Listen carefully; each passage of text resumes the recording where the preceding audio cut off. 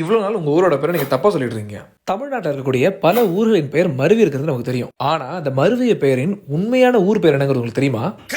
புளியங்காடு தான் இன்னைக்கு திண்டிவனமா இருக்கு, சேலம் இன்னைக்கு சேலமா இருக்கு, தகடூர் தருமபுரி ஆயிடுச்சு, திருமறைக்காடு வேதாரண்யம் ஆயிடுச்சு, திண்டீஸ்வரம் திண்டுக்கல் ஆயிடுச்சு, திரு ஆவினன்குடி இன்னைக்கு பழனி என்று அழைக்கப்படுது, திருச்சீரலைவா இன்னைக்கு திருச்செந்தூரா இருக்கு, தில்லை சிதம்பரமா இருக்கு, நாலுக்கோட்டை சிவகங்கையா இருக்கு, ஆரைக்கல் நாமக்கல் ஆயிருக்கு, செங்கழநீர்பட்டு இன்னைக்கு செங்கல்பட்டா இருக்கு, தர்மபுரம் இன்னைக்கு தாம்பரமா இருக்கு, உகுநீர்க்கல் இன்னைக்கு ஒகேனக்கல் என்று அழைக்கப்படுது, குடியேற்றம் குடியாத்தமா இருக்கு, காவேரி பூம்பட்டினம் பூம்புகார் என்று அழைக்கப்படுது, சோழன் உவந்தான்ங்கிற ஊரை தான் இன்னைக்கு சோழ வந்தான் அழைக்கிறோம், திருமயிலைய மயிலாப்பூர்னு அழைக்கிறோம், குளிர் தண்டலை அப்படிங்கிறத இன்னைக்கு குளித்தலைன்னு சொல்றோம், ஆறுக்காடு ஆற்காடானது, ஏரிக்காடு ஏற்காடானது, ஈரோடா இருக்கு, கரூர் கரூரா இருக்கு, குன்றூர் குன்னூரா இருக்கு, குடந்தை கும்பகோணமா இருக்கு, கோவன்புத்தூர் தான் இன்னைக்கு கோயம்புத்தூர்னு அழைக்கப்படுது. பேர்ல நமக்கு தெரியும், வெற்றிலை குன்று தான் இன்னைக்கு வத்தலக்கோட்டை அழைக்கப்படுது, ஒத்தைக்கால் மண்டபம் தான் உதகை மண்டலம்னு மாறி இன்னைக்கு ஊட்டி அழைக்கப்படுது, இகனைப்பாக்கம் தான் நத்தம் அழைக்கப்படுது, இடைப்பாடி தான் நம்ம எடப்பாடின்னு சொல்றோம். கொஞ்சம் பெரிய பேரான திருக்கொடி மாட செங்குன்றூர் அப்படிங்கிற பேரை திருச்செங்கோடு அழைக்கிறோம். தணிகை திருத்தணியா இருக்கு, ஆட்டிடையன்பட்டி ஆட்டையம்பட்டியா இருக்கு, முதுக்குன்றம் விருதாச்சலமா இருக்கு,